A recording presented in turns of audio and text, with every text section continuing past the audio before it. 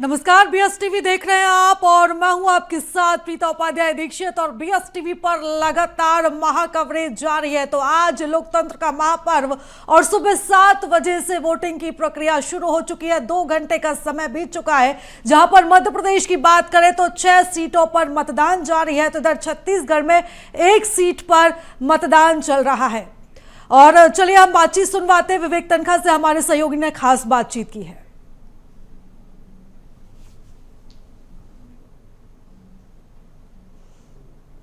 हमारे साथ विवेक तनखा जी, जो कि वोट डाल के अभी लौटे हुए यहाँ से। सर, क्या मुद्दे इस बार जबलपुर के देख रहे हैं, क्योंकि बीजेपी का ये गढ़, ये सीट कही जाती है? देखिए, जबलपुर के मुद्दों पे तो चुनाव होता नहीं है। लोकसभा का चुनाव हर वक्त राष्ट्रीय मुद्दों पे होता है। जबलपुर तो वैसे ही मैं अभागा शहर मानता हूँ। 30 साल से 20 साल से बीजेपी है यहाँ। अभी तक हवाई जहाज तो ठीक से आ नहीं पाया, जो था वो भी चला गया।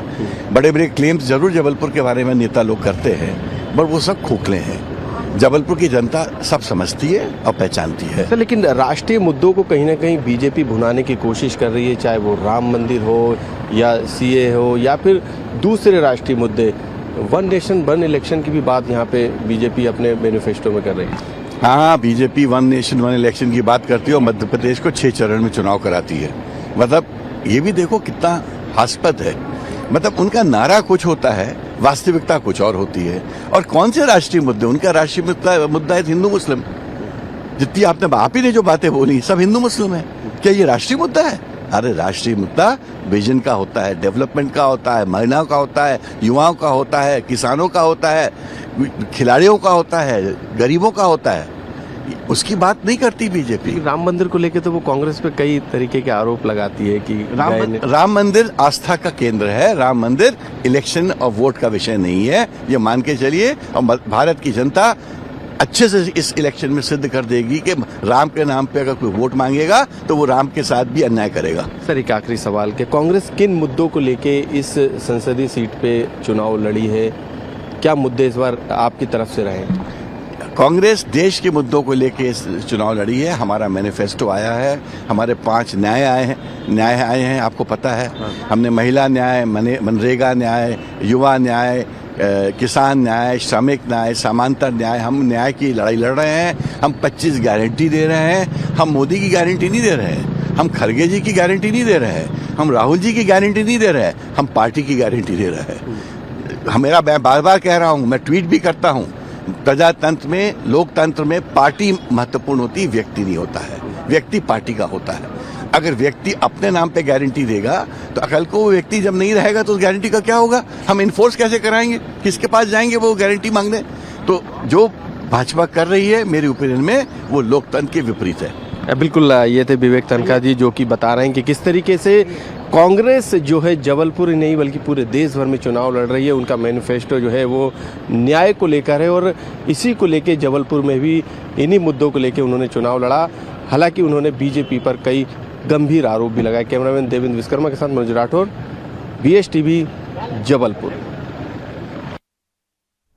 तो कांग्रेस 5 न्याय की बात कर रही है, 25 गारंटियों की बात कर रही है। तो अगर बीजेपी की बात की जाए तो बीजेपी मोदी की गारंटी को लेकर चल रही है, यानी कि दोनों ही दलों की तरफ से लुभावने वादे हैं। और खास तौर पर इस बार का लोकसभा चुनाव इसलिए भी दिलचस्प हो जाता है क्योंकि चेहरों के साथ साथ लुभावने वादे हैं।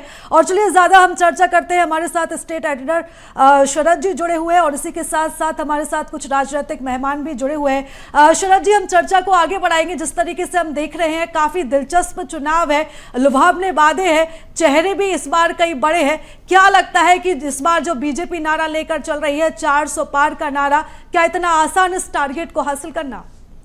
देखिए प्रीता, बिल्कुल सही कहा है आपने और निश्चित ही इतना आसान तो नहीं होगा। लेकिन अगर हम पूरा जो चुनाव हुआ, लोकसभा चुनाव अब तक का जो प्रचार है, इवन कहें कि जब चुनाव अनाउंस भी नहीं हुए थे उससे पहले ही जो बीजेपी है उसने एक ट्रेंड सेट करने की कोशिश की, या कहें कि एक स्लोगन सेट करने की कोशिश की कि इस बार 400 पार। तो ये तो अगर हम पूरे देश के परिप्रेक्ष्य में देखेंगे तब इस बात की चर्चा होगी। लेकिन अगर हम मध्य प्रदेश के संदर्भ में देखें और ये भी देखें कि मध्य प्रदेश की जो सीटें हैं 29, और उनमें से जो पहला चरण आज हो रहा है 6 सीटों का, वो बहुत ज़्यादा महत्वपूर्ण है। और महत्वपूर्ण इस लिहाज से भी है क्योंकि जो एकमात्र सीट है, यानी कि 2019 के जब लोकसभा के चुनाव हुए थे तो केवल एक सीट ही कांग्रेस के पास में बची थी और वो थी छिंदवाड़ा। तो अभी जो प्रथम चरण का चुनाव हो रहा है, सीधी, शहडोल, मंडला, बालाघाट, उनमें से एक सीट छिंदवाड़ा भी है। तो इस लिहाज से आप ये मान लीजिएगा कि मध्य प्रदेश का जो पूरा चुनाव होना है अलग अलग 4 चरणों में, वो तो होगा और जो रिजल्ट है वो आएंगे, लेकिन जो असली चुनाव है, जो असली लड़ाई है, वो दरअसल आज पहले चरण के चुनाव में ही हो रही है। क्योंकि बीजेपी को एकमात्र उनका जो किला है, जो उनको भेदना था, वो छिंदवाड़ा ही था। और छिंदवाड़ा कितना महत्वपूर्ण रहा बीजेपी के लिए, इसका अंदाजा आप इस बात से लगा सकते हैं कि मुख्यमंत्री डॉक्टर मोहन यादव लगातार वहां कैंप करते रहे। एक तरीके से ये लग रहा था कि जो पूरा चुनाव का केंद्र बिंदु है प्रचार के दौरान में, वो छिंदवाड़ा ही हो गया है। 10 दौरे उनके हुए हैं, 2 नाइट स्टे हुए हैं मुख्यमंत्री के छिंदवाड़ा में, और अमित शाह ने वहां रोड शो किया, राजनाथ सिंह वहां पहुंचे। तो इतने बड़े बड़े जो नेता हैं जो वहां पहुंचे, उनमें से हालांकि प्रधानमंत्री का दौरा वहां पर नहीं हुआ, लेकिन जो पूरी कैंपेनिंग थी वो एकमात्र सीट जो छिंदवाड़ा है उस पर केंद्रित रही। भले ही 6 सीटों का पर चुनाव हो रहा हो अभी मध्य प्रदेश में पहले चरण में, लेकिन जो प्रतिष्ठा का सवाल है, और ये भी कह सकते हैं कि एकमात्र सीट अगर बीजेपी ने टारगेट की है और अगर वो उसको अचीव भी कर लेते हैं, हालांकि ये तो जनता ही तय करेगी और जब नतीजे आएंगे 4 जून को तब स्पष्ट होगा, लेकिन 400 पार का जो नारा है वो तो बाद में पता चलेगा। बिल्कुल शरद जी, जिक्र किया आपने छिंदवाड़ा सीट का कि किस तरीके से वो हॉट सीट बनी हुई है, और अब वो छिंदवाड़ा ना सिर्फ हॉट सीट है बल्कि नाक का सवाल भी दोनों पार्टियों के लिए बन चुकी है। लेकिन अगर हम छिंदवाड़ा के साथ साथ अगर हम मंडला का भी थोड़ा जिक्र कर ले, क्योंकि फग्गन सिंह कुलस्ते एक बार फिर से पार्टी ने उन्हें भरोसा दिया, विधानसभा चुनाव वो हार गए थे, अब उन्हें दोबारा मैदान में उतारा गया है, लेकिन उनके सामने जो कांग्रेस के प्रत्याशी है वो भी काफी मजबूत स्थिति में देखे जा रहे हैं। तो छिंदवाड़ा के बाद अगर हम दूसरी हॉट सीट अगर मंडला को बोले तो गलत नहीं होगा। बिल्कुल ठीक कहा है आपने। और फग्गन सिंह कुलस्ते, ओमकार सिंह मरकाम दोनों आदिवासी नेता हैं और निश्चित ही उनकी अपनी अपनी वहां पर जो पकड़ है उस लिहाज से मजबूत कही जा सकती है। बिल्कुल सही आपने कहा कि जब विधानसभा का चुनाव हुआ तो पार्टी ने जिन सांसदों को चुनाव लड़ाने का फैसला किया था बीजेपी ने, उनमें से एक नाम फग्गन सिंह कुलस्ते भी थे। हालांकि वो अपना जो चुनाव है वो हार गए, ये और बात है, लेकिन जब हम तुलनात्मक बात करते हैं तो विधानसभा चुनाव के मुद्दे अलग होते हैं। कहीं ना कहीं जो विधानसभा का चुनाव होता है वो एक अलग परिप्रेक्ष्य में होता है, और जब लोकसभा चुनाव की हम बात करते हैं तो वो एक अलग परिप्रेक्ष्य में होता है।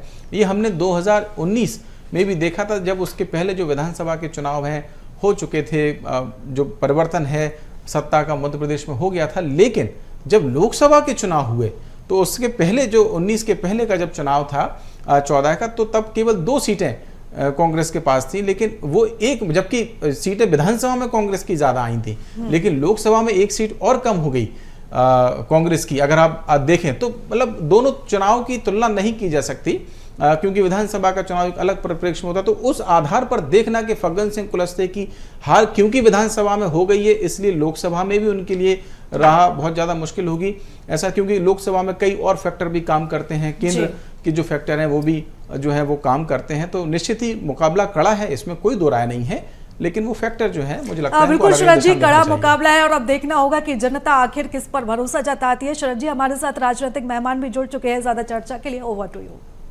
बिल्कुल प्रीता, मैं इसके लिए भी आपका बहुत शुक्रिया करूंगा। रमेश शर्मा जी जो वरिष्ठ पत्रकार हैं वो हमारे साथ मौजूद हैं, और संतोष परिहार जी हैं जो प्रवक्ता हैं कांग्रेस पार्टी के, वो भी हमारे साथ स्टूडियो मौजूद हैं। मैं बहुत स्वागत करता हूं। प्रियंका दुबे जो प्रवक्ता हैं बीजेपी की, वो स्काइप से हमारे साथ जुड़ी हुई हैं, मैं उनका भी बहुत स्वागत करता हूं। रमेश शर्मा जी, सबसे पहले मैं आपके पास जानना चाह रहा हूं इन 6 सीटों का, पहले तो मैं आपसे 6 सीटों के बारे में जानना चाहता हूं, और फिर उसका अगला जो सवाल होगा, यानी कि पूरक सवाल आप उसको कह लीजिए, छिंदवाड़ा की 1 सीट। देखिए, मोटे तौर पर इन 6 की 6 सीटों पर अगर हम रणनीति और प्रचार की दृष्टि से देखा जाए तो निश्चित रूप से भारतीय जनता पार्टी एक कदम आगे है, लेकिन उस रणनीति और प्रचार से वो सीट जीत ही लेंगे ये अभी नहीं कहा जा सकता, ये परिणाम पर देखेगा। एक बात हुई।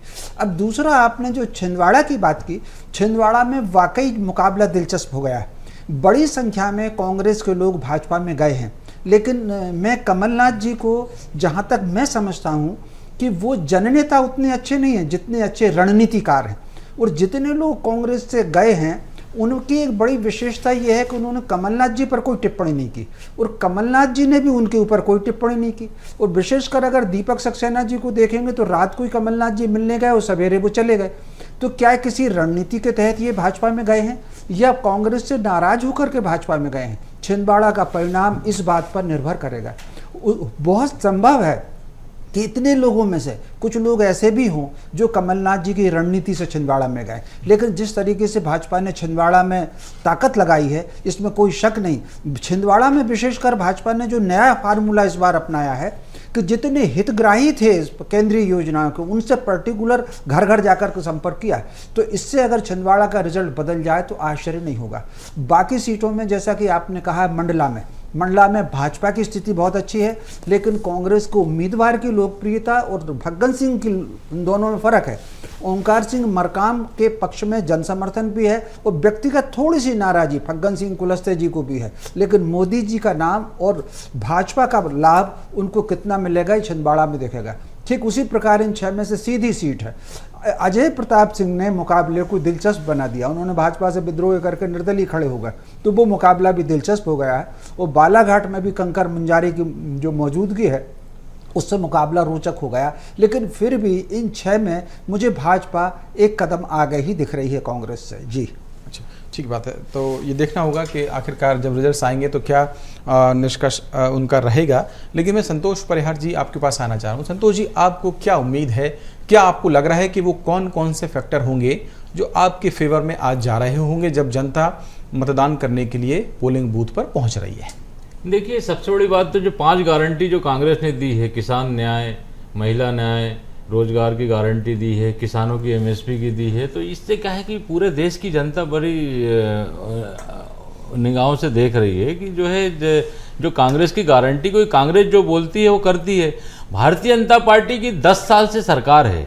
10 साल में उन्होंने बोला था कि 2 करोड़ लोगों को साल में रोजगार देंगे, किसानों की आय दोगुनी करेंगे, 15 लाख खाते में आएंगे, पीएम आवास वाले जो है पूरे मकान के काम खत्म हो जाएंगे। तो ये भारतीय जनता पार्टी केवल दिखावा करती है, झूठ बोलती है।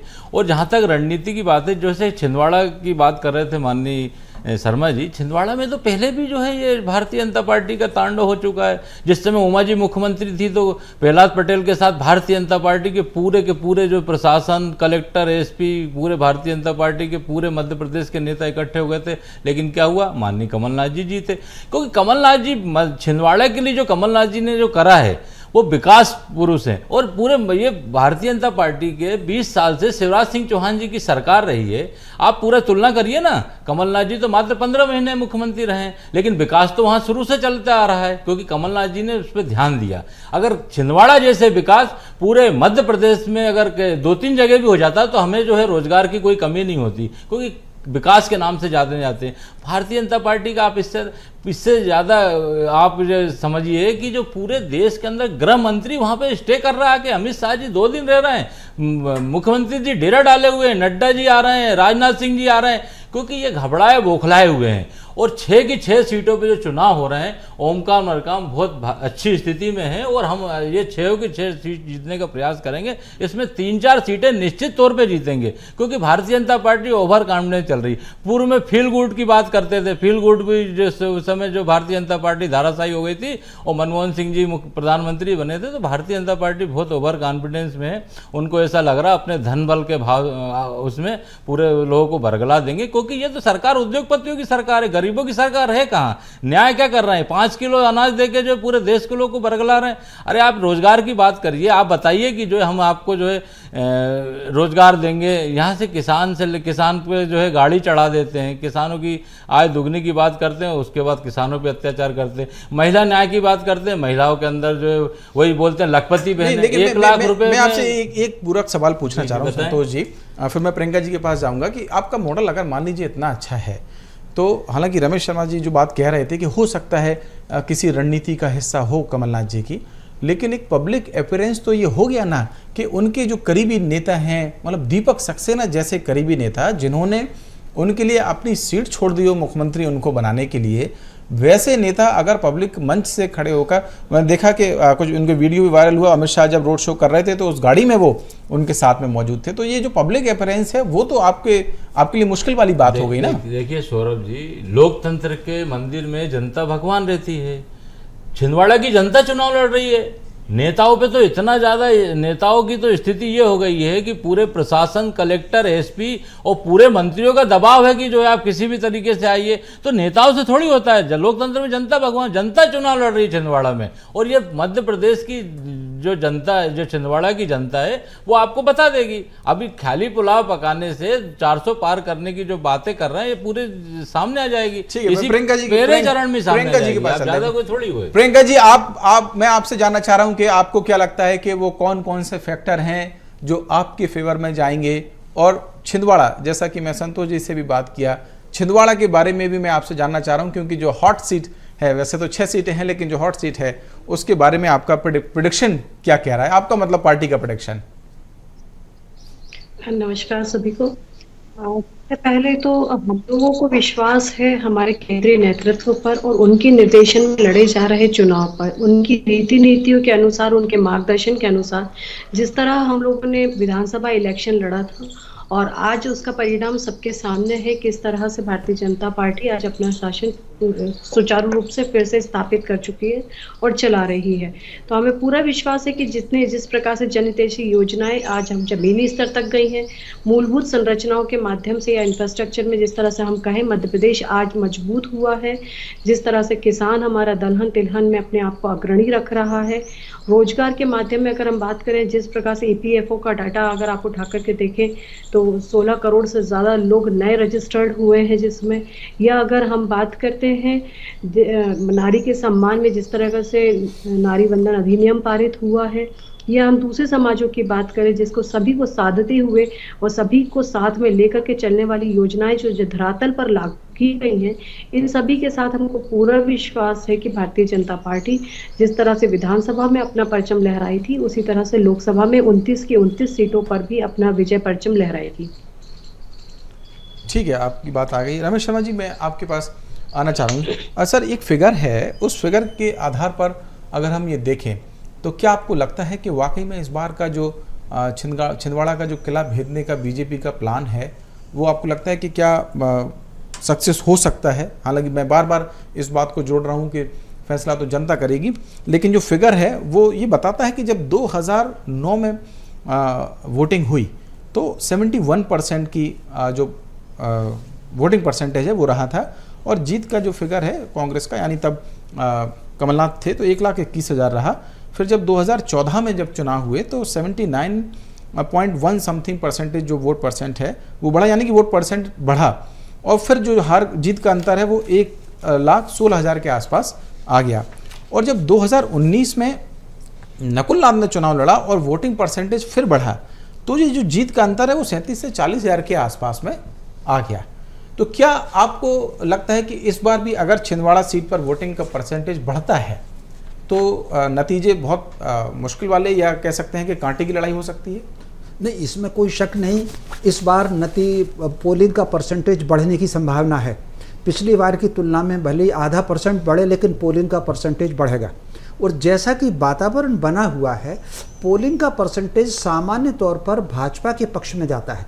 अपवाद स्वरूप हम देश की कुछ सीटों को छोड़ दें, बाकी सब जगह में, नॉर्थ इंडिया, उत्तर भारत में, पश्चिम भारत में, मध्य भारत में, ये जो पट्टी है, तो यहाँ पोलिंग के परसेंटेज का लाभ सदैव भाजपा को मिलता है, तो यहाँ भी मिलने की संभावना है। लेकिन जैसा कि मैंने कहा है, वहाँ छिंदवाड़ा में इस बार मतदाता पिछले बार कई चुनावों की तुलना में बहुत साइलेंट है। मतदाता बोल नहीं रहा है बिल्कुल। जो लोग बोल रहे हैं वो केवल राजनीतिक दलों से जुड़े हुए या जो समर्पित मतदाता है वही बात कर रहे हैं। आम मतदाता की चुप्पी है। ये आम मतदाता की चुप्पी के मन में क्या है ये बताया नहीं जा सकता। कार्यकर्ता में दोनों ही पार्टी के कार्यकर्ता थोड़ी असमंजस में हैं। बड़े नेताओं के चले जाने से जो जमीन के स्तर का कार्यकर्ता था कांग्रेस का, वो इस बार उतना एक्टिव नहीं दिख रहा है जितना पिछले बार दिखा करता था। ठीक उसी प्रकार इन सारे नेताओं के आ जाने से भाजपा का जो मिडिल कैडर है कार्यकर्ता का, जो मतदाता को और नेताओं को बीच में समन्वय का काम करता है, उसमें थोड़ी सी असमंजस भाजपा के भीतर भी देखी जा रही। यद्यपि इस असमंजस को दूर करने के लिए ही मोदी जी की सभाएं हुई, नड्डा जी की सभाएं हुई, अमित शाह की सभाएं हुई और 10-12 दिन कैंप किया है मुख्यमंत्री ने ताकि कार्यकर्ताओं को काम में लगाया जा सके। यदि इनका अभियान सफल हो गया तो मान करके चलिए कि छिंदवाड़ा का परिणाम बदल जाएगा, लेकिन अगर इनका अभियान सफल नहीं हुआ तो अभी कुछ कहा नहीं जा सकता। लेकिन दूसरी एक और बात है, भाजपा ने बहुत ज़्यादा ताकत इस वक्त छिंदवाड़ा में लगाई हुई है। इसको हम यूं भी मान सकते हैं कि कांग्रेस ने एक विशेष रणनीति के तहत आसपास की ये जो 6 सीट थी, जैसे बालाघाट की सीट थी, सिवनी की सीट थी, अभी हालांकि सिवनी में मतदान कल आज नहीं है, ये जो आसपास की सीटों का सारा ध्यान भाजपा ने केंद्रित करके छिंदवाड़ा में कर लिया। अब इसका उसको लाभ होगा या क्या होगा ये तो परिणाम में दिखाएगा, लेकिन कुल मिलाकर के महाकौशल में इस बार लोकसभा के चुनाव के परिणाम दिलचस्प होंगे। परिणाम बदल जाए तो भी आश्चर्य नहीं और यथास्थिति रहे तो थोड़ा मुझे आश्चर्य जरूर होगा। संतोष जी, एक सवाल मेरा आपसे ये रहेगा कि एक बात ये कही गई कि बीजेपी ने एक स्ट्रेटजी बनाई और उन्होंने कहा कि जो आपके बड़े नेता हैं उनको उनकी सीट तक सीमित कर दो, इसलिए उन्होंने अपनी जो पूरी ताकत है वो वहाँ पर झोंक दी। चाहे हम दिग्विजय सिंह जी के राजगढ़ की बात करें, हालांकि वहाँ अभी चुनाव नहीं है, लेकिन मेरा सवाल ये है कि कमलनाथ जी को उन्होंने एक तरीके से छिंदवाड़ा तक सीमित कर दिया, इतना उनको घेर दिया कि बाकी सीटों पर फिर जो प्रचार के लिए उनको जाना चाहिए या उन नेताओं का जहाँ इस्तेमाल होना चाहिए वो वहाँ पर नहीं पहुंच पाए। तो ऐसा तो है नहीं कि सिर्फ छिंदवाड़ा सीट आप लोगों को, आप स्वाभाविक सी बात है आप अपनी स्ट्रेटजी बनाई होगी आपने, तो केवल छिंदवाड़ा तो फोकस नहीं। अगर ये नेता बाकी जगहों पर भी जाते तो क्या आपको नहीं लगता कि आपको और कुछ फायदा हो सकता था? आप सीमित हो गए या कहें कि बीजेपी की स्ट्रेटजी में फंस गए आप? नहीं सौरभ जी, सबसे बड़ी बात तो ये है कि जैसे अभी जो 6 सीटों पे जो चुनाव हो रहे हैं उसके अंदर आप मार्क करेंगे तो जैसे कमलनाथ जी छिंदवाड़ा में पूरी तरीके से लगे हुए हैं, और बाकी जो है आसपास की जो मरकाम जी हैं वहाँ पे मंडला से, और ये जितने भी लोग हैं ये पूरे कार्यकर्ता पूरी ताकत से पूरे उससे लगे हुए। देखिए बाहर के लोग आते हैं तो केवल जो है उतना ज़्यादा जो है जो लोकल जो कार्यकर्ता जो हमारे जो लगातार हम हारते आ रहे हैं, तो इससे हमारी एक विशेष स्ट्रेटजी थी कि नीचे मंडल बूथ से लेके ब्लॉक से लेके ऊपर तक के सारे लोग पूरी ताकत से लगे हुए, और इसका बहुत अच्छे रिजल्ट आएंगे सौरभ जी। अब असल में क्या है कि ओवर कॉन्फिडेंस में कुछ भी कहने, भारतीय जनता पार्टी तो जो है पूरी तरीके से ओवर कॉन्फिडेंस में उनने पूरा का पूरा ध्येय जो है छिंदवाड़ा में लगा दिया, तो इसका भी कांग्रेस को फायदा होगा। और जहाँ तक कांग्रेस की बात है, हमारी जो गारंटियाँ हैं, हमारी जो न्याय, राहुल गांधी जी ने जो न्याय यात्रा पूरे देश में निकाली थी उसका बहुत फर्क पड़ रहा है, उसी को लेके जो है पूरा न्याय पत्र बनाया गया है। और जो जहाँ तक इलाज की बात हो रही, जो 25 लाख का इलाज का जो राहुल जी ने कहा है, ये तो हम पहले पूर्व में करा है, हमने राजस्थान में करा है, आपके हिमाचल में करा है, कर्नाटक में करा है। हम जो बोल रहे हैं, हम जो बोलते हैं वो करते हैं, और ये जो बोलते हैं वो नहीं करते, ये खुद की ब्रांडिंग करते हैं। और जो ये बताइए ना, पेट्रोल इतना महंगा हो गया है, 100 के पार हो गया, डीजल महंगा हो गया, आने वाले समय में और महंगा होगा। आप बेरोजगारी की बात करें कि दिन पे दिन डाटा बढ़ते जा रहे हैं, कितने ज़्यादा बेरोजगार हो रहे हैं। मध्य प्रदेश के अंदर पूरे जो है जीएसटी की मार किसानों पे पड़ रही है, किसान कितने परेशान है जीएसटी से, किसान आत्महत्या करने को मजबूर हो रहा है। तो ये मूलभूत जो समस्या है उसके लिए कांग्रेस पूरी तरीके से सबका ध्यान आकर्षित करने के लिए प्रयास कर रही है, और भारतीय जनता पार्टी केवल जो है उलझाना चाहती है, वही मंदिर मस्जिद धर्म, इससे थोड़ी देखिए क्या रोजगार की बात करो, न्याय की बात करो, उसके अंदर जो आप सबसे बड़ी जो समस्या जो है महिलाओं की है, महिला अत्याचार में पूरे देश में दिन पे दिन समस्या बढ़ती जा रही है। बहुत सारी समस्या है, उसके लिए कांग्रेस प्रयास कर रही है और उसके आने वाले समय में रिजल्ट मिलेंगे। ठीक है, आपकी बात आ गई है। मैं प्रियंका जी के पास जाना चाह रहा हूँ। प्रियंका जी, आपको क्या लगता है कि ये जो मुद्दे हैं या जो संतोष जी ने मुद्दे गिनाए हैं, महंगाई का और भी जो बाकी चीज़ें हैं, उन्होंने न्याय पत्र की भी बात की है, क्या आपको लगता है कि न्याय पे ज़्यादा भरोसा है रहेगा जनता का, या आपके संकल्प पे ज़्यादा भरोसा रहेगा? जिस पार्टी के लोग ही उस पार्टी के न्याय पत्र और दुनिया भर के जुमलेबाजी पे विश्वास नहीं कर रहे हैं, उस पर जनता क्या विश्वास करेगी? शरद भाई साहब, आप इस बात को समझ सकते हैं। अगर इनके लोगों का इतना विश्वास होता तो जो पूरे के पूरे धड़ल्ले से भारतीय जनता पार्टी को ज्वाइन कर रहे हो, ऐसा नहीं हुआ होता। आप लोगों ने भी पुराने चुनाव देखे और आज भी आप देख रहे हैं सारी चीजों को। संतोष भाई साहब, सुन तो लीजिए, आप आते विश्वास की बात करते हैं, विश्वास तो जी आप बोलिए, आप बोलिए। आप बोलिए, बिल्कुल नहीं बोलूंगा मैं, पूरी बात आपका मैं जवाब दूंगा, पूरी आप बोलिए। मैं बीच में बोलने की आदत नहीं, मेरी आदत नहीं बीच में बोलने की, आप बोलिए। विधानसभा का चुनाव आया था तो सबसे पहले आपको बधाई मैंने ही दी थी, इसलिए अभी भी शांति से, अभी तो 6 सीटें ही हुई हैं, देखते जाइए। और आप लोग जिस तरह से अपने अपने खेमों में बटे हुए हैं, दिग्विजय सिंह जी अपने बेटे को संभालने में लगे हुए हैं, नकुलनाथ जी को संभालने के लिए कमलनाथ जी तैनात कर दिए गए हैं, और जो आपके जीतू पटवारी जी हैं, इनसे रुस होकर जिस तरीके से धड़ल्ले से कांग्रेस टूट फूट हुई है, तो बेहतर होगा कि आप लोग तो अभी इन्हें समेटे और चुनाव तो भूल ही जाइए। आप लोग 24 की तो अभी कल्पना कीजिए ही मत, 29 में अगर कुछ कर पाए तो सोचिएगा, उस पर विचार कीजिएगा। रही बात हमारी, तो जिन मुद्दों को लेकर के आप बात करते हैं नारी सम्मान की, तो आपकी तो राष्ट्रीय अध्यक्षा सोनिया जी रही, उस समय नारी वंदन अधिनियम बहुत आसानी से पारित हो जाना चाहिए था, और नारियों को सम्मान की जो बात आप करते हैं उस समय मिल जाना चाहिए था, परंतु नहीं मिला। इसका अध्ययन और आकलन आप लोग खुद कीजिए कि आप लोगों ने ऐसा क्यों नहीं किया।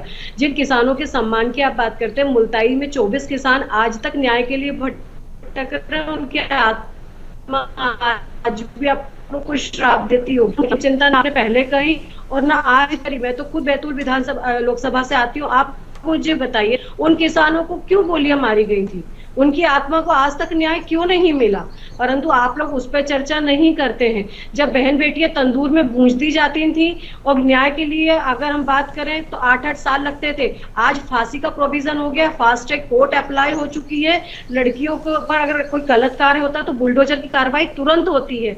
ये होता है नारी सम्मान। परंतु आप तो उमंग सिंघार जी को नेता प्रतिपक्ष बना देते हैं, हेमंत कटारे जी पे आप बात नहीं करते हैं, आपके जीतू पटवारी जी कहते हैं कि महिलाएं पोल के में पैसा रख लेती हैं, तो ये नारी सम्मान है क्या? आप ही से मैं पूछ रही हूँ। बाकी बातें अपार्ट ऑफ पॉलिटिक्स, इस टाइप की नेतागिरी करने वाले लोग, अभी आपके रणदीप सुरजेवाला जी हैं, क्या बोले हैं आपको भी मालूम है, हम तो वो शब्द इस्तेमाल भी नहीं करना चाहते। तो ये नारी सम्मान है क्या?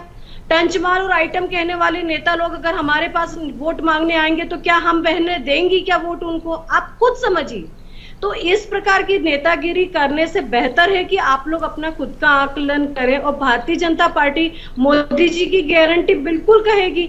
जिन लोगों ने सैकड़ों योजनाएं, सैकड़ों पुरस्कार अपने नेताओं के नाम से कर दिए, राजीव गांधी पुरस्कार, इंदिरा गांधी पुरस्कार, इंदिरा गांधी, ये कौन से गेम्स ऑफ प्लेयर्स थे आप बताइए जिनके ऊपर इतने सारे खेल के पुरस्कार आप लोगों ने चलाए, ये योजनाएं? ठीक है प्रियंका जी, आपकी बात आ गई है। संतोष जी को जवाब देना चाह रहे हैं, मैं जवाब लेके फिर रमेश जी के पास जाना चाहूंगा। जी संतोष जी, संक्षिप्त में दीजिए। देखिए सौरभ जी, मैं सीधी बात करूंगा, क्योंकि पूर्व में जो है कांग्रेस की सरकार जब थी उस समय जो है महिला आरक्षण का बिल आया था, लेकिन दोनों जगह बहुमत नहीं था, इसलिए पास नहीं हो पाया। मोदी जी का तो दोनों जगह बहुमत था ना, राज्यसभा में और लोकसभा में, इसके बाद भी क्यों नहीं पारित हुआ? महिला अत्याचार में अगर मोदी जी की इतनी अच्छी गारंटी है तो क्यों अत्याचार बढ़ते जा रहे हैं?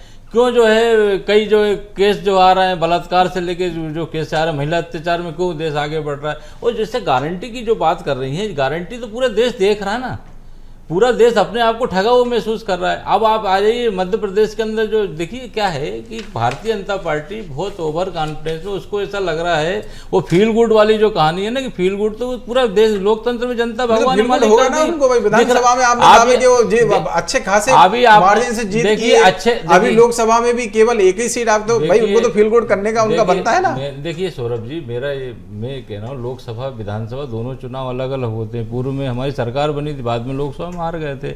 अभी भी जो है हमारे जो फीडबैक आ रहे हैं कि मध्य प्रदेश में कांग्रेस के अच्छे रिजल्ट है, हम तो लगातार देखते। ठीक है, आपकी बात आ गई है। रमेश जी के पास रमेश शर्मा जी, मैं ये जानना चाह रहा हूँ, चलिए सीटों के समीकरण के बारे में तो हमने बात की, लेकिन अगर हम ओवरऑल परसेप्शन की बात करें इस लोकसभा चुनाव की, चाहे आज फर्स्ट फेज का जो इलेक्शन हो रहा है या बाकी के और फेज होंगे, क्या आपको लगता है कि बीजेपी या प्रधानमंत्री जो मोदी की गारंटी एक टैगलाइन उन्होंने सेट करने की कोशिश की, उसको सेट करने में क्या वो कामयाब हो गए हैं? और क्या कांग्रेस ने जो अपनी यात्रा निकाली, न्याय यात्रा, या उस राहुल गांधी ने, या वो अपना जो घोषणा पत्र है वो भी उसी नाम से लेके आए, इन दोनों को आप तुलनात्मक तौर पर कैसे देखते हैं? देखिए, तुलनात्मक तौर पर अगर हम देखें तो जो कांग्रेस की न्याय यात्रा निकली है राहुल गांधी जी के नेतृत्व में, उससे कांग्रेस का कार्यकर्ता चार्ज हुआ है। उसका मतदाता पर उतना बहुत ज़्यादा प्रभाव नहीं पड़ पाया है राहुल गांधी जी की यात्रा का, लेकिन कार्यकर्ता चार्ज हुआ। कहीं ना कहीं जो असफलताओं के कारण विधानसभा चुनाव की असफलता हो या पिछले लोकसभा चुनाव की असफलता हो, उससे जो कांग्रेस के कार्यकर्ता में असमंजस थी, राहुल गांधी जी की यात्रा से वो असमंजस दूर हुई है। और न केवल राहुल गांधी जी की, बल्कि इससे पहले जब नर्मदा यात्रा दिग्विजय सिंह जी ने की थी, तब से कांग्रेस का कार्यकर्ता चार्ज होना शुरू हुआ है। दूसरी ओर अगर हम भाजपा को देखें तो मोदी की जो उन्होंने गारंटी स्थापित किया है, निश्चित रूप से इसका मतदाता पर प्रभाव पड़ता है। कई जगहों पर ऐसा देखा गया है, आपने भी सर्वे किया होगा, भाजपा के कई बड़े नेता चुनाव प्रचार में घर में मिले हैं, मैं तो खुद जा करके देखा हूं। लेकिन पब्लिक जो है मोदी की गारंटी और मोदी के कुछ नाम जो बहुत स्पष्ट है, आप कल्पना कर सकते हैं, दो चीज़ों को बहुत स्पष्ट कह दूं। 1990 में सरबजीत जो है पाकिस्तान में धोखे से पकड़ा गया था, 29 साल जेल में रहा, वहीं उसका मर्डर कर दिया। लेकिन मोदी के समय अगर अभिनंदन चला गया था, 36 घंटे के अंदर पाकिस्तान को छोड़ना पड़ा। ये जो कहीं ना कहीं अंतर है दोनों का, राम मंदिर को लेकर के देख लीजिए, जिस तरीके से लोग कहते थे पार्लियामेंट में कहा है कि आग लग जाएगी, कहा कि भाई मस्जिद बनाएंगे, लेकिन जिस तरीके से ये जो मोदी का अंतर है दोनों का, जिस तरीके से उन्होंने आबू धाबी में मंदिर बनवाया, आम आदमी को इन सब चीज़ों का बहुत प्रभाव पड़ता है। मोदी की गारंटी और मोदी के नाम का पब्लिक पर प्रभाव पड़ता है। लेकिन एक बात सौरभ जी कहूँगा, छिंदवाड़ा में थोड़ी सी स्थिति अलग है। राष्ट्र और संस्कृति और धर्म को लेकर के जो भाजपा का ग्राफ बढ़ा हुआ है देश भर में, छिंदवाड़ा में चूंकि जिन दो कथावाचकों को लेकर के ज़्यादा चर्चा रही, कमलनाथ जी ने उन दोनों की कथाएं कराई हैं, हनुमान जी का मंदिर भी बनवाया, तो वहाँ इनका कितना प्रभाव पड़ेगा ये भविष्य में बताएगा। लेकिन ओवरऑल मोदी के नाम की गारंटी इस वक्त है और लोगों को लगता है कि कहीं ना कहीं देश की स्थिति में परिवर्तन आया है। तो एक और उदाहरण छोटा सा देना चाहता हूँ। आप कल्पना कर सकते हैं, अटल बिहारी वाजपेयी की सरकार तक अगर भारत के केंद्रीय मंत्री अमेरिका में गए हैं तो उनका जो सिक्योरिटी जांच होती थी, कपड़े तक उतरवाए हैं हमारे सुरक्षा मंत्री के, जॉर्ज फर्नांडिस के। लेकिन अगर मोदी गए हैं तो उनको ग्रीन चैनल से निकाला है। और व्हाइट हाउस में पहला मौका था पूरी दुनिया के इतिहास में कि मोदी के लिए उन्होंने भोजन पर आमंत्रित किया। तो कहीं ना कहीं ये जो रौब पड़ा है, उससे रौब का फर्क है। और इसीलिए भाजपा इस बारीक कमजोर नस को समझ करके उन्होंने बाकी चीजों को पीछे करके मोदी के नाम को आगे किया है जी। इसलिए मोदी की गारंटी नाम से ही मैनिफेस्टो जारी किया गया था। शर्मा जी, मैं यहाँ पर आपको रोकना चाहूंगी, जबलपुर का मैं रुख करूंगी जहां पर हमारे सहयोगी ने विवेक तनखा से खास बातचीत की है। हमारे साथ विवेक तनखा जी, जो कि वोट डाल के अभी लौटे हुए यहाँ से। सर, क्या मुद्दे इस बार जबलपुर के देख रहे हैं, क्योंकि बीजेपी का ये गढ़, ये सीट कही जाती है? देखिए, जबलपुर के मुद्दों पे तो चुनाव होता नहीं है। लोकसभा का चुनाव हर वक्त राष्ट्रीय मुद्दों पे होता है। जबलपुर तो वैसे ही मैं अभागा शहर मानता हूँ। 30 साल से 20 साल से बीजेपी है यहाँ। अभी तक हवाई जहाज तो ठीक से आ नहीं पाया, और जो था वो भी चला गया। बड़े बड़े क्लेम्स जरूर जबलपुर के बारे में नेता लोग करते हैं, पर वो सब खोखले हैं। जबलपुर की जनता सब समझती है और पहचानती है। राम मंदिर को लेकर तो वो कांग्रेस पे कई तरीके के आरोप लगाती है कि राम मंदिर आस्था का केंद्र है। राम मंदिर इलेक्शन और वोट का विषय नहीं है, ये मान के चलिए। और भारत की जनता अच्छे से इस इलेक्शन में सिद्ध कर देगी कि राम के नाम पे अगर कोई वोट मांगेगा तो वो राम के साथ भी अन्याय करेगा। सर, एक आखिरी सवाल के, कांग्रेस किन मुद्दों को लेके इस संसदीय सीट पे चुनाव लड़ी है? क्या मुद्दे इस बार आपकी तरफ से रहे? कांग्रेस देश के मुद्दों को लेके इस चुनाव लड़ी है। हमारा मैनिफेस्टो आया है, हमारे 5 न्याय आए हैं, आपको पता है। हमने महिला न्याय, मनरेगा न्याय, युवा न्याय, किसान न्याय, श्रमिक न्याय, समांतर न्याय, हम न्याय की लड़ाई लड़ रहे हैं। हम 25 गारंटी दे रहे हैं। हम मोदी की गारंटी नहीं दे रहे हैं, हम खड़गे जी की गारंटी नहीं दे रहे हैं, हम राहुल जी की गारंटी नहीं दे रहे हैं, हम पार्टी की गारंटी दे रहे हैं। मैं बार बार कह रहा हूं, मैं ट्वीट भी करता हूं, प्रजातंत्र में, लोकतंत्र में पार्टी महत्वपूर्ण होती है, व्यक्ति नहीं होता है। व्यक्ति पार्टी का होता है। अगर व्यक्ति अपने नाम पे गारंटी देगा तो कल को वो व्यक्ति जब नहीं रहेगा तो उस गारंटी का क्या होगा? हम इन्फोर्स कैसे कराएंगे? किसके पास जाएंगे वो गारंटी मांगने? तो जो भाजपा कर रही है मेरे ओपिनियन में वो लोकतंत्र के विपरीत है। बिल्कुल, ये थे विवेक तनखा जी, जो कि बता रहे हैं कि किस तरीके से कांग्रेस जो है जबलपुर ही नहीं बल्कि पूरे देश भर में चुनाव लड़ रही है। उनका मैनिफेस्टो जो है वो न्याय को लेकर है और इसी को लेकर जबलपुर में भी इन्हीं मुद्दों को लेकर उन्होंने चुनाव लड़ा। हालांकि उन्होंने बीजेपी पर कई गंभीर आरोप भी लगाए। कैमरामैन देवेंद्र विश्वकर्मा के साथ मनोज राठौर, BSTV, जबलपुर। तो इधर कैबिनेट मंत्री संपत्तिया उइके भी अपने गृहग्राम टिकरवाड़ा में पहुंची, जहां पर उन्होंने मतदान किया और इस दौरान उन्होंने बीएसटीवी से खास चर्चा भी की है। सुनवाते हैं आपको। लोकतंत्र का महापर्व मनाया जा रहा है, जिसमें महिलाओं की संख्या सबसे ज्यादा अधिक है। इस वक्त मौजूद है हम टिकरवाड़ा ग्राम पंचायत का, जहां पर मध्य प्रदेश की कैबिनेट मंत्री श्रीमती संपत्तिया उइके जी हमारे साथ मौजूद हैं। उनसे पूछना चाहेंगे किस तरह यहाँ का रुझान दिख रहा है। जी, आज मतदान है, किस तरह का महिलाओं का रुझान दिख रहा है? बहुत अच्छा है और मैं सबसे पहले तो इस महापर्व में, लोकतंत्र के इस महापर्व में सबको बहुत शुभकामनाएं देती हूँ और सबसे अपील करती हूँ कि ज़्यादा से ज़्यादा वोट करें और वोट करने के साथ साथ जिस तरीक़े से लोग यशस्वी प्रधानमंत्री जी के, डबल इंजन की सरकार, यशस्वी मुख्यमंत्री जी के कामों को देख पा रहे हैं और हमारे प्रत्याशी भी लगातार जनता की सेवा किए हैं, तो सबको समझते हुए बड़े उत्साह से लोग वोट कर रहे हैं। और चूँकि महिलाओं में तो खासी उत्साह है, युवाओं में खासी उत्साह है, चूँकि नव मतदाता में बड़ी उत्साह है। लोग बाहर रहते थे, बाहर से आया करके और बड़े उत्साह के साथ आज वोट डाल रहे हैं और अपने मत का और अधिकार समझ रहे हैं। जिस तरीके से विधानसभा में भी महिलाओं का गजब का एक उत्साह देखा जा रहा था, लोकसभा के चुनाव में भी महिलाओं का एक गजब का एक रुझान दिख रहा है, इसमें क्या देखते हैं आप? जिस तरीके से यशस्वी प्रधानमंत्री जी ने या यशस्वी मुख्यमंत्री जी ने महिलाओं के लिए ऐतिहासिक योजनाएं संचालित की है और जन्म से लेकर मरण तक इतनी सारी योजनाएं हैं महिलाओं के लिए, भूतो न भविष्यति। लोगों ने बहुत सी बात की है, महिलाओं को ये कर देंगे, महिलाओं को ये अधिकार देंगे, पर यदि किसी ने अधिकार दिया है तो ये यशस्वी प्रधानमंत्री जी ने, यशस्वी मुख्यमंत्री ने दिया है।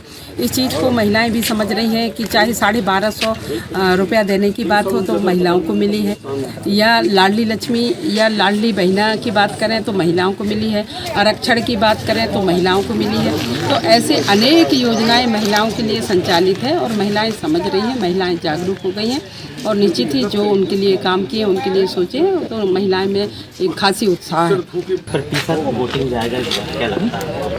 इस बार हमारी बढ़ चढ़ कर के रहेंगी, क्योंकि जिस तरीक़े से लोगों में रुझान है, जो लोग बाहर रहते थे उनको पकड़ के लाना पड़ता था, इस बार लोगों में एक अलग से ही देखना पड़ रहा है कि लोग चाहे वो नौकरी करने वाले हों, चाहे मजदूरी करने वाले हों, चाहे पढ़ने वाले बच्चे हों, वो खुद स्वप्रेरणा से आकर के और वोट कर रहे हैं, अपने मत का अधिकार समझ रहे हैं।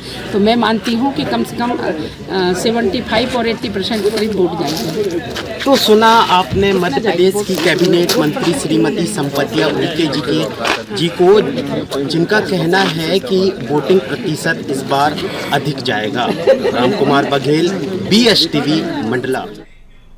तो मध्य प्रदेश छत्तीसगढ़ की 7 सीटों पर पहले चरण का मतदान हो रहा है और सुबह 7 बजे से मतदान की प्रक्रिया भी शुरू हो चुकी है।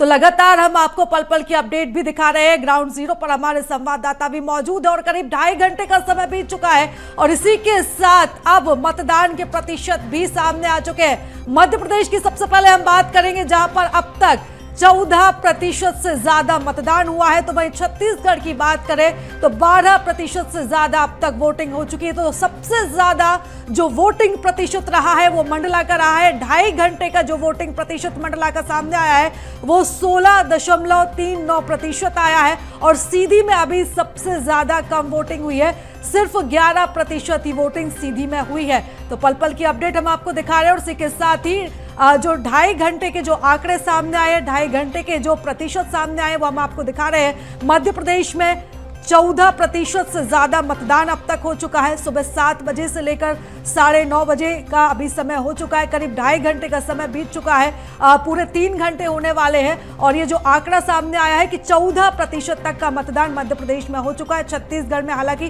थोड़ा सा परसेंटेज कम है, 12% वोटिंग हुई है। सबसे ज्यादा मंडला में ही देखा जा रहा है, जहां पर 16% वोटिंग हुई है और सीधी में अभी सबसे कम सिर्फ 11% तक की वोटिंग हुई है। हालांकि अभी जैसे जैसे दिन बढ़ रहा है लोग घरों से निकल रहे हैं और अपने मताधिकार का प्रयोग कर रहे हैं। और चलिए अब मैं सीधा रुक करूंगी, हमारे साथ स्टेट एडिटर शरद श्रीवास्तव जी भी जुड़े हुए हैं। शरद जी, चर्चा को आगे बढ़ाइएगा। जी बहुत धन्यवाद प्रीता, ये सारे अपडेट्स देने के लिए। और जो बात आपने कही है वोटिंग परसेंटेज की, तो वो पहला 2 घंटा है उसका जो वोटिंग परसेंटेज है वो आया है, क्योंकि 7 बजे से मतदान की जो प्रक्रिया है वो शुरू हुई है और 6 बजे तक चलेगी। हालांकि बालाघाट की 3 ऐसी विधानसभाएं हैं जो नक्सल प्रभावित हैं, वहां पर वोटिंग जो है वो शाम को 4 बजे तक ही होनी है। तो ये जो वोटिंग परसेंटेज है वो आपने बताया इस बार का। मैं पिछला जो वोटिंग परसेंटेज है उसको कोट करते हुए रमेश शर्मा जी के पास जाना चाह रहा हूँ। सर, 2019 के बारे में अगर हम बात करें तो छिंदवाड़ा का 82.39% हमने अभी बात की थी, सीधी का 69.5% रहा, शेड्यूल का 74.73, जबलपुर का 69.43, मंडला का 77.76 और बालाघाट का भी लगभग 77.61 ही रहा वोटिंग प्रतिशत। तो जो पिछली बार जब मैं आपके पास आया था तो आपने कहा कि जब वोटिंग का परसेंटेज बढ़ता है तो आपके मुताबिक उसका फायदा बीजेपी को होता है। अभी के जो 2 घंटे के आंकड़े हैं वो, और ये जो मैंने पिछला वाला आपको आंकड़ा बताया, सभी फर्स्ट डिवीजन पास हैं, सारे जितनी भी जगह हैं जो 6 सीटें उनमें सब में 60% से ज़्यादा ही मतदान था। तो उसका और आप अभी के जो 2 घंटे का प्रतिशत है उसको कैसे तुलनात्मक तौर पर देखते हैं? देखिए, मोटे तौर पर अभी जो 2 घंटे का प्रतिशत आया है इसको अपन अभी फाइनल नहीं मान सकते। उसका कारण है कि शुरुआत के 2 घंटे में जो आता है वो केवल कुछ चुने हुए नगरों के पोलिंग बूथ्स का जो इकट्ठा होता है वो जारी होता है। विशेषकर अगर ये जो अभी 6 सीटों का मध्य प्रदेश में चुनाव चल रहा है, इसमें मंडला ऐसी सीट है, बालाघाट ऐसी सीट है जहां कई मतदान केंद्र बहुत अलग बनाए हुए हैं, तो उनके वहां पर पोलिंग की परसेंटेज क्या है। तो मोटे तौर पर जैसी छत्तीसगढ़ में एक नक्सलियों की बड़ी घटना हुई है, इसका कहीं ना कहीं दबाव पूरे बालाघाट में है। उस बालाघाट में नक्सल प्रभावित क्षेत्रों के जो 10-12 पोलिंग सेंटर हैं, उन पोलिंग सेंटरों में कैसा मतदान का प्रतिशत होता है इस पर बहुत कुछ निर्भर करेगा। लेकिन फिर भी मोटे तौर पर मैं इस पर सहमत हूँ। कुछ अपवाद छोड़ दें, जैसे मान लीजिए इस बार मैं छिंदवाड़ा पर कोई भविष्यवाणी नहीं करूँगा, क्योंकि जो मुद्दे वहाँ पर कांग्रेस के रहे हैं, भाजपा के रहे हैं, लगभग वो मुद्दे लेकर के वहाँ पर कांग्रेस भी चल रही है, तो वहाँ का नहीं कह सकता। लेकिन मतदान का प्रतिशत जहाँ जहाँ भी बढ़ेगा उसका लाभ अपेक्षाकृत भाजपा को मिलेगा। उसका एक कारण है कि भाजपा ने पिछले 3 साल से तैयारी, 2 साल से तैयारी शुरू कर दी थी लोकसभा चुनाव की। उनके जो पन्ना प्रभारी हैं फिर उन्होंने एक और फार्मूला दिया था, उन्होंने त्रिदेव बनाए थे, त्रिदेव बना करके कहा था कि मतदाता के घर जा करके तुमको चाय पीना। तो कुल मिलाकर के अगर वाकई उन्होंने रणनीति के साथ इसको काम किया होगा तो मतदान प्रतिशत का बढ़ती का लाभ भाजपा को मिलेगा। लेकिन अगर वो सारा का सारा मीटिंगों में रह गया, कागज पर रह गया, तो उसके बारे में कुछ नहीं कहा जा सकता। जैसा कि मैंने कहा था वही बात अपनी खत्म करूंगा कि रणनीति की दृष्टि से भाजपा इस चुनाव में बहुत आगे है, वो किसी प्रकार का जोखिम नहीं लेना चाहती। क्योंकि 2018 का चुनाव देखें या 2004 का लोकसभा का चुनाव देखें, इन दोनों चुनावों में भाजपा को उसके ओवर कॉन्फिडेंस से नुकसान हुआ। तो इस बार कहीं ना कहीं भाजपा एक एक कदम को बहुत फूंक करके चल रही है। जी संतोष जी, आपकी क्या प्लानिंग रही, अगर आप खुद ही बता दें तो पूरे चुनाव को लेकर? जैसे रमेश जी कह रहे हैं कि 3 साल पहले से बीजेपी ने जो है तैयारी कर दी थी कि लोकसभा चुनाव को कैसे लड़ना है या कैसे फाइट करना है, उसकी रणनीति पूरी बनी थी। आप लोग किस रणनीति के तहत चले हैं?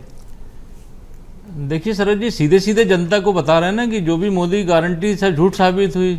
जो लोगों को जो ऐसा लग रहा था कि पेट्रोल सस्ता हो जाएगा, पेट्रोल और महंगा हो गया, डीजल महंगा हो गया, तेल महंगा हो गया, आटा महंगा हो गया, तो महंगाई का भार दिन पे दिन बढ़ता जा रहा है। पूरे एक बच्चा पैदा हो रहा है, 50,000 का कर्ज, उसके ऊपर कर्ज का भार पड़ रहा है। और ब्रांडिंग किसकी हो रही? कोई गरीब तो और गरीब होता जा रहा है। पूरे देश की जो अर्थव्यवस्था जो है पूरे जो है 5 लोगों के पास आ गई है। तो देश ये भी देख रहा है, देश ये देख रहा है महंगाई है, बेरोजगारी है और बहुत सारी समस्याएं हैं जो पूरा देश उसके अंदर सब देख ही रहा है ना। तो इसके अंदर जो गारंटी झूठी साबित हुई है, कांग्रेस का न्याय पत्र जो राहुल जी के घूमने जो तैयार करा है, 5 गारंटी और 25 जो वो है उसको पूरा करेंगे, ये हम जनता को बता रहे हैं और जनता देख रही है। जनता उसका सुख भी जो है, कर्नाटक हो, हिमाचल हो, राजस्थान में पूर्व सरकार थी तो हमने जो करके दिखाया, हम जो बोलते हैं वो करते हैं और मोदी जो बोलते हैं वो करते हैं। नहीं, चले जाने से क्या होता है, हमने वो तो करा। आज की डेट में चले जाने से होता है कि जनता मतलब आप अपनी बात तो उन तक पहुंचा पाएं। देखिए शरद जी, मैं बता दूं आपको, आपकी मतलब जो है कि हमने ये जो न्याय वाली जो बात कर रहे हैं, आज हमारी पिच पे ही तो भारतीय जनता पार्टी खेल रही है।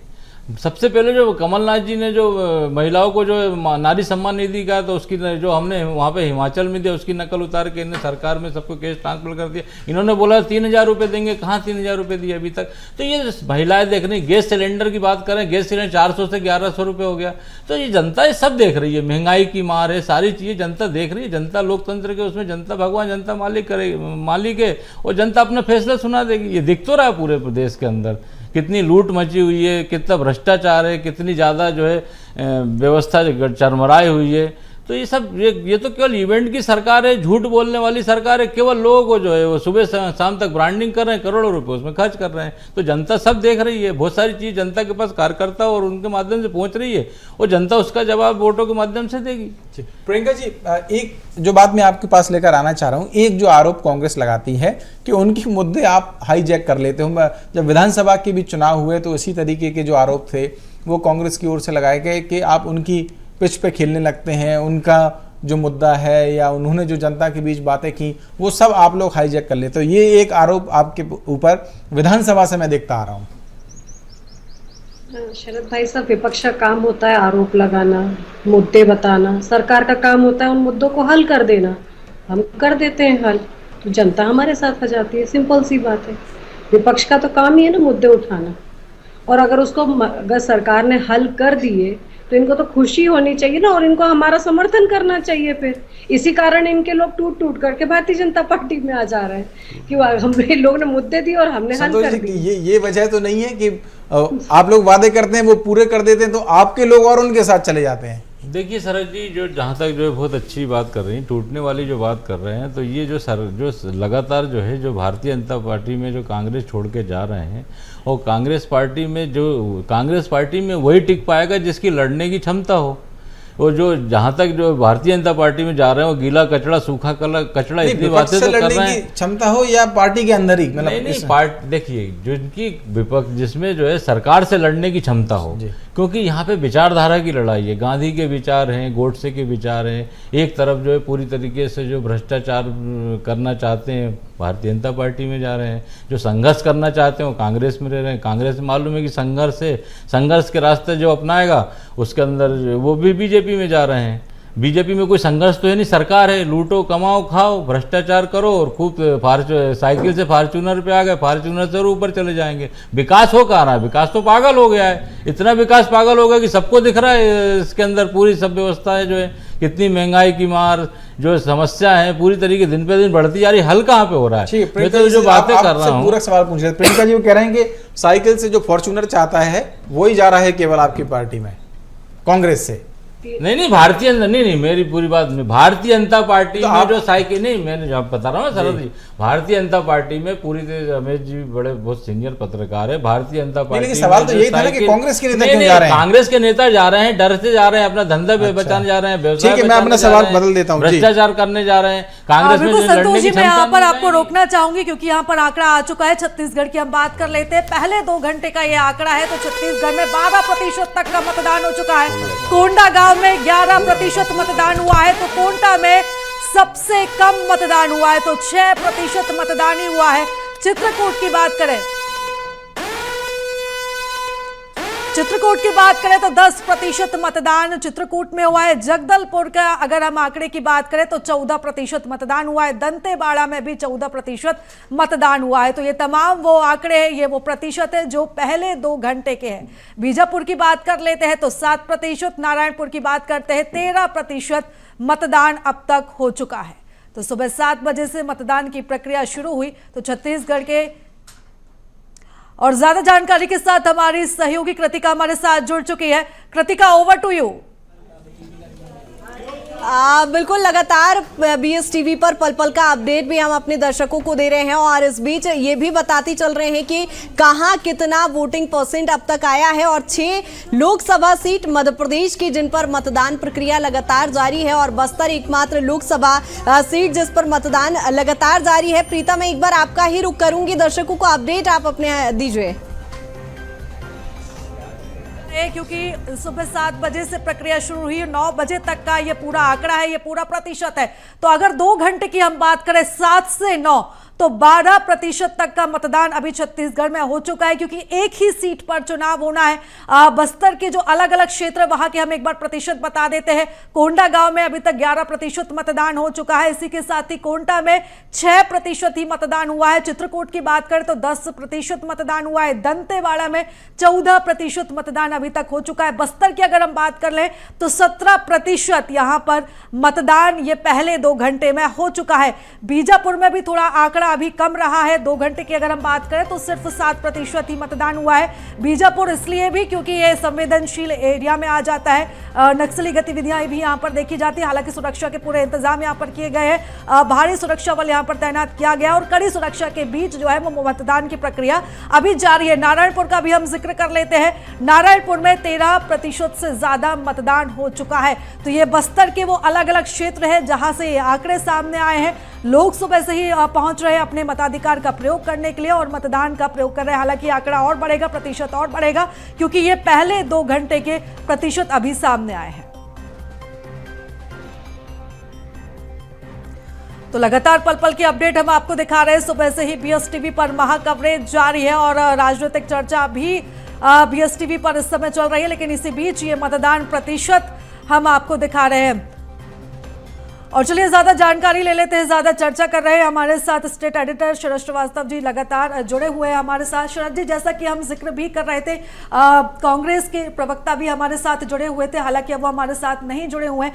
तमाम जो वादे दावे हैं वो दोनों ही दलों की तरफ से किए जा रहे हैं। लेकिन अगर हम बीजेपी का थोड़ा सा यहाँ पर जिक्र कर लें, 29 में से 29 सीटों का नारा लेकर बीजेपी चल रही है।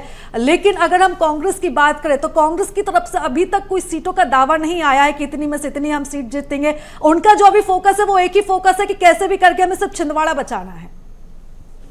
देखिए, ऐसा कहना शायद थोड़ा सा ज्यादा हो जाएगा कि सिर्फ छिंदवाड़ा ही उनको बचाना है। क्योंकि वो एक अलग राजनीतिक दल है, बड़े राजनीतिक दल हैं, तो चुनाव तो पूरे दम से लड़ रहे हैं, इसमें कोई दो राय नहीं है। ये और बात है कि उनके खाते में सीटें कितनी जाएंगी, क्योंकि ये तो जनता ही तय करती है। भले ही बीजेपी कोई भी दावा कर दे कि वो 400 प्लस का दावा कर रहे हैं, मध्य प्रदेश में 29 की 29 सीटों का दावा कर रहे हैं, लेकिन क्या वाकई में ऐसा हो पाएगा? तो ये तो विशुद्ध रूप से जनता ही तय करती है और जब नतीजे आएंगे तभी स्पष्ट होगा। वादे और दावे, इन आधार पर हम इस चर्चा को जरूर आगे बढ़ा सकते हैं कि कौन किस स्थिति में है। तो इसमें कोई दो राय नहीं है कि बीजेपी की स्थिति राजनीतिक तौर पर इस वक्त मजबूत है, क्योंकि जो पिछले आंकड़े हैं वो भी इस बात की तस्दीक करते हैं। क्योंकि 29 में से सिर्फ एक ही सीट ऐसी है छिंदवाड़ा की, जिसे कथित तौर पर कमलनाथ का गढ़ भी कहा जाता है, जो उनके पास में है। लेकिन केवल एक सीट जीतने से या एक सीट पर अपनी मजबूत पकड़ रखने से तो जो राजनीतिक परिस्थितियां वो नहीं बदलेंगी। समग्र तौर पर प्लानिंग करनी होगी। हालांकि जो कई बड़े नेता हैं, खुद दिग्विजय सिंह हैं, वो भी चुनाव शरद जी, मैं यहाँ पर आपको रोकना चाहूंगी। ग्राउंड जीरो पर हमारे सहयोगी मनोज राठौर लगातार बने हुए हैं। अजय विश्नोई से खास बातचीत उन्होंने की है। जी बिल्कुल, क्योंकि लगातार जो वोटिंग का सिलसिला है वो लगातार जारी है। तेज गर्मी के बीच में भी जबलपुर की जनता लगातार पोलिंग बूथ पर लंबी कतारों में लगकर वोट डाल रही है। हमारे साथ इस समय अजय विश्नोई वरिष्ठ बीजेपी के नेता और विधायक भी हैं। पहले मैं वो निशान दिखाने के लिए कहूँगा जो वोट डालने के बाद है, पहले वो कैमरे पे दिखा दीजिए। यही एक खूबसूरत तस्वीर है जो बताती है कि लोग कितना उत्साहित है इस लोकतंत्र के पर्व को लेके। सर, इस बार के मुद्दे जबलपुर के राष्ट्रीय है या क्षेत्रीय है? क्योंकि कांग्रेस ये आरोप लगा रही है कि व्यक्ति विशेष की गारंटी जो है इस बार जबलपुर में नहीं चलेगी। मुद्दे तो हमेशा राष्ट्रीय ही रहेंगे। चुनाव जब राष्ट्रीय है तो मुद्दे स्थानीय कैसे हो सकते हैं? फिर व्यक्ति स्थानीय आ जाता है, पर मुद्दे हमेशा राष्ट्रीय रहे हैं और रहेंगे। सर, बीजेपी पर यह भी आरोप लग रहा है कि वो जो गारंटी दे रही है वो जो है कहीं ना कहीं भ्रम फैलाने का काम जनता के बीच में बीजेपी कर रही है उन गारंटियों को लेके, जबकि व्यक्ति नहीं रहेगा तो गारंटी कहाँ से रहेगी? खासतौर से मोदी की गारंटी को लेके विवेक तनखा ने निशाना साधा। विवेक तनखा जी कहीं भूल रहे हैं। 10 साल का इतिहास तलाश लें। मोदी जी ने कहा वो करके दिखाया है, जो नहीं कहा वो भी करके दिखाया है। तो जो एक बार प्रमाणित हो चुका है उसकी गारंटी सहज रूप में समाज स्वीकार करता है। आज देश मोदी की गारंटी को इसीलिए स्वीकार कर रहा है कि उन्होंने 10 साल में लगातार वो करिश्मा करके दिखाए हैं जो कांग्रेस कभी सोच भी नहीं सकती थी। राम मंदिर को लेके ये आरोप लगा था बीजेपी के द्वारा कि कांग्रेस के तमाम नेताओं ने जो इनविटेशन था उसको ठुकरा दिया, लेकिन विवेक तनखा ये भी कह रहे हैं कि जो वोट है वो राम के नाम पर बीजेपी मांग रही है।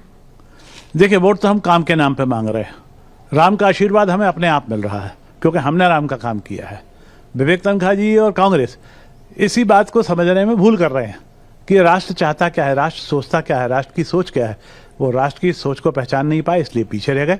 हम लोगों ने राष्ट्र के सोच के साथ कदम से कदम मिला के चला, इसलिए हमें जनता का आशीर्वाद भी मिल रहा है और राम का आशीर्वाद भी मिल रहा है। एक सवाल मैं कर लेता हूं, क्योंकि महिलाओं को लेकर भी नारी सम्मान योजना जो है कांग्रेस लेके आई थी विधानसभा चुनाव में, लेकिन उन्हें हार का सामना करना पड़ा। जो उन्होंने उम्मीद की थी जीत की, वो कहीं ना कहीं बीजेपी को प्रचंड बहुमत में तब्दील हो गई। क्या लगता है जो महिलाओं का मुद्दा है, लाडली बहना योजना हो या फिर लाडली लक्ष्मी योजना हो, बीजेपी के द्वारा जो लगातार महिलाओं के लिए योजनाएं लाई जा रही, क्या उसका असर देखने को मिलेगा इस बार? हम क्योंकि ग्रामीण क्षेत्र से जुड़े हुए हैं, ग्रामीण क्षेत्र में हम जिस महिला से मिले और जिस महिला के पास गए, उसने इतनी खुश होकर, इतने प्यार से आके आगे बढ़कर बीजेपी को वोट दिया, आप उसकी कल्पना नहीं कर सकते। उस महिला को कुछ न कुछ मिला होगा, कुछ न कुछ उसका एक मान सम्मान बढ़ा होगा, तभी वो इतनी खुश होकर आगे आई है। अच्छा, एक व्यक्तिगत सवाल कर लेता हूं कि बड़ा राजनीति का एक लंबा सफर अजय बिश्नोई जी को हो चुका है और लगातार वो राजनीति में है भी। किस तरीके से आप उनको परिवार के साथ इन्वॉल्व होती हुई देखती है? किस तरीके से दिक्कतें होती होंगी? परिवार में एक तालमेल बिठाने में काफ़ी दिक्कत होती होगी राजनीति और परिवार के बीच। परिवार हमारा एक संयुक्त परिवार रहा हमेशा से। राजनीति में इंसान तभी उतर पाता है जब पीछे से उसको सपोर्ट परिवार का पूरा होता है। ये सपोर्ट हमारे माता पिता के साथ में, हमारे देवर देवरानी सभी के साथ में, पूरे परिवार के साथ में तब भी था, आज भी है। जब माता पिता नहीं हैं इस संसार में, लेकिन हमारे देवर देवरानी हैं, हमारे बेटे हैं, बच्चे हैं, बहुएं हैं। आज जब भी इस चुनाव में सभी छोटे बड़े सब साथ में होके और पूरी मन लगाकर उन्होंने सबने इस विजय को प्राप्त किया है, हासिल किया। उज्ज्वला योजना एक बड़ा फैक्टर बीजेपी मान के चल रही है महिलाओं के लिहाज से कि उन्होंने गैस सिलेंडर उनको देने का काम कर रहे हैं। इसके अलावा फ्री में बिजली देने की भी बात कर रहे हैं, लेकिन उज्ज्वला योजना को एक बड़ा फैक्टर बीजेपी मान के चल रही है। उज्ज्वला योजना में देखिए, अगर मैं स्वयं एक महिला हूं और गैस की टंकी अगर मुझे ज़्यादा पैसों में खरीदनी है तो मुझे भी एक दर्द होता है। जिस पोजीशन पे आज मैं हूं, आप लोग कहेंगे कि आपको क्यों दर्द होता है, लेकिन ऐसा नहीं है। दर्द तो वो क्योंकि रोटी कमानी है, रोजी कमानी है, तो वो एक गरीब वर्ग का जो इंसान है। आज की तारीख में गैस अभी भी सबसे सस्ती है और जब वो महंगी थी तब भी सबसे सस्ती थी, क्योंकि ईंधन जो दूसरा है, ऑल्टरनेटिव ईंधन है हमारा, कोयला है या कंडे हैं या लकड़ी है, तो लकड़ी मिलना कम हो गई तो दाम ज्यादा हो गए। कोयले की अवेलेबिलिटी उतनी नहीं है और इजी नहीं है। गैस की एकदम इजी अवेलेबिलिटी है। तो आज हमारे एक जो लोअर कास्ट की महिला है, जो बिल्कुल मजदूर किस्म की महिला है, उसको चाहिए कि भैया जल्दी से खाना बने और मैं अपने काम पे निकलूं ताकि मैं अपनी रोजी रोटी कमाऊं। कांग्रेस की बात कर लेते हैं, फिर से राजनीति की सियासत की बात कर लेते हैं। 5 गारंटी दी है और ये कहा जा रहा है कि इस 5 गारंटी में वो जीत भी दर्ज कराएगी और करीब 15 से 20 सीट का टारगेट मध्य प्रदेश के लिहाज से कांग्रेस दावा कर रही है जीतने का। जिनकी हार की गारंटी जनता ने तय कर ली है, उनकी कोई भी गारंटी जमाने में मायने नहीं रखती है। लेकिन बीजेपी का एक गढ़ कहा जाती है ये सीट जबलपुर। 4 बार से लगातार राकेश सिंह यहाँ से सांसद है, हालांकि अब कैबिनेट में चले गए हैं। फिर से एक जमीनी कार्यकर्ता आशीष दुबे को मौका दिया है। किस तरीके की सियासत देखेंगे इस बार, क्योंकि टिकट बदला है, हालांकि बीजेपी के तमाम कार्यकर्ता जमीन पे वही है, लेकिन कुछ बदलाव देखते हैं? 4 बार से नहीं, 31 वर्षों से भारतीय जनता पार्टी का कब्जा है जबलपुर की लोकसभा चुनाव पर। मुझको याद आता है 31 साल पहले भाई श्रवण भाई पटेल कांग्रेस के आखिरी सांसद थे और वो भी चंद 8-10 हजार वोटों से चुनाव जीत के आए थे। पिछले 31 सालों से लगातार भारतीय जनता पार्टी लोकसभा पे कब्जा बनाए हुए है। हर बार हमारा वोट संख्या बढ़ती जा रही है, आज की तारीख में लाखों में है। इस बार फिर हम लाखों वोटों से जीतेंगे। सर, जनता बीजेपी को क्यों चुने बार बार? आखिर बीजेपी ऐसा क्या करती है और इस बार क्यों चुने खास तौर से? देखिए, बार बार जीतने का कारण है कि जनता का बीजेपी पर भरोसा हो गया कि बीजेपी के नेता जो कहते हैं वो करते हैं और जो कहते हैं वो करके दिखा देते हैं। फिर जब से पिछले 10 सालों से नेतृत्व हम सबको मिला है मोदी जी का, तो 10 सालों में मोदी जी ने जिस तरीके से करिश्मा करके दिखाया, तो सिर्फ उन्होंने देश के निर्माण, सेना के निर्माण, सेना की मजबूती, उसकी बातचीत नहीं करी है, उसके साथ गरीब के निर्माण को जोड़ा है, सहज सरल बातें करी हैं। तो आज लोकतंत्र में सबसे बड़ी हिस्सेदारी निभाने का आज दिन है। अगर आपने भी वोट नहीं किया है तो आप भी अपने घरों से निकलें और वोट दें और अपने मताधिकार का प्रयोग करें। तो चलिए, इसी के साथ ही इस खास बुलेटिन में इतना ही। हमारे साथ तमाम राजनीतिक मेहमान जुड़े हुए थे। रमेश शर्मा जी वरिष्ठ पत्रकार हमारे साथ जुड़े हुए थे, उनका भी बहुत धन्यवाद। प्रियंका जी हमारे साथ बीजेपी प्रवक्ता जुड़ी हुई थी, उनका भी बहुत धन्यवाद। संतोष जी हमारे साथ कांग्रेस प्रवक्ता जुड़े हुए थे, उनका भी बहुत धन्यवाद। और आप लगातार BSTV के साथ बने रहिए।